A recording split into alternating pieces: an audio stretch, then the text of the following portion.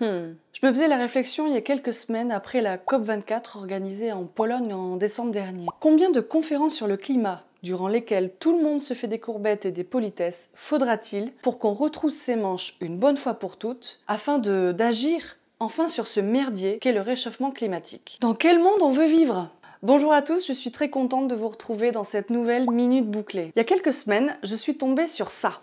Une étude du cabinet BNL Evolution intitulée « Comment s'aligner sur une trajectoire compatible avec les 1,5 degrés Celsius » qui présente toute une série de mesures concrètes qui pourraient permettre de respecter l'objectif climatique avancé par le GIEC. Alors les mesures avancées dans le rapport pour remédier aux problèmes climatiques vont quelque peu bouleverser nos modes de vie et de consommation. Logement, textile, mobilité, alimentation, énergie, tout y passe. Par exemple, limitation à 1 kg de vêtements neufs par an et par personne. Attention, les blogueuses mode vont être en PLS les gars. Durabilité des produits consommés.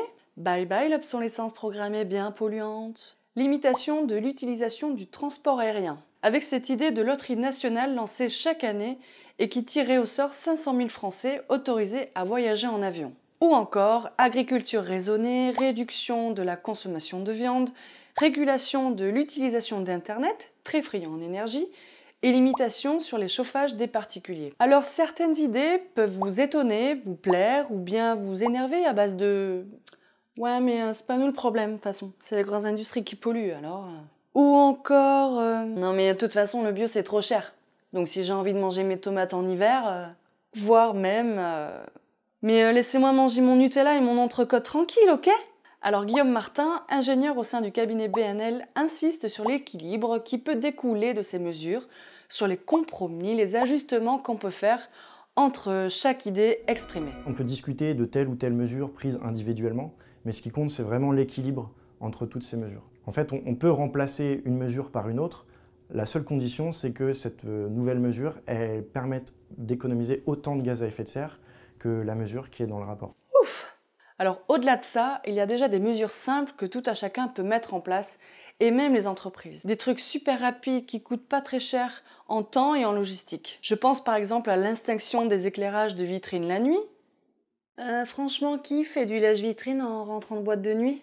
Ou encore éteindre les lumières dans les gros buildings de bureaux la nuit. Bon, ok, sauf s'il y a quelqu'un bien sûr. Lutter contre le gaspillage alimentaire. Vive les doggy bags et les restes pour le déj du lendemain midi. Arrêter le plastique une bonne fois pour toutes. Et allons plus loin que le combat des pailles, s'il vous plaît. Arrêtez d'aller s'habiller chez Primark et privilégier la seconde main. Comme ça par exemple. C'est simple, non? Alors visiblement pour nos gouvernants, ça l'est moins. C'est si compliqué de préserver la santé et l'environnement de ses concitoyens, ou vous avez un autre son de cloche qu'on vous susurre à l'oreille et qui vous freine dans vos agissements? Alors certes, le capitalisme vous réchauffe le cœur et nous, il nous fait un petit peu transpirer. Alors en attendant, si tout ce cirque continue de vous gonfler, contribuez à l'affaire du siècle et signez la pétition lancée par 4 associations qui menacent de porter plainte contre l'État pour inaction climatique. Et moi je dis que c'est logique. Salut, à bientôt!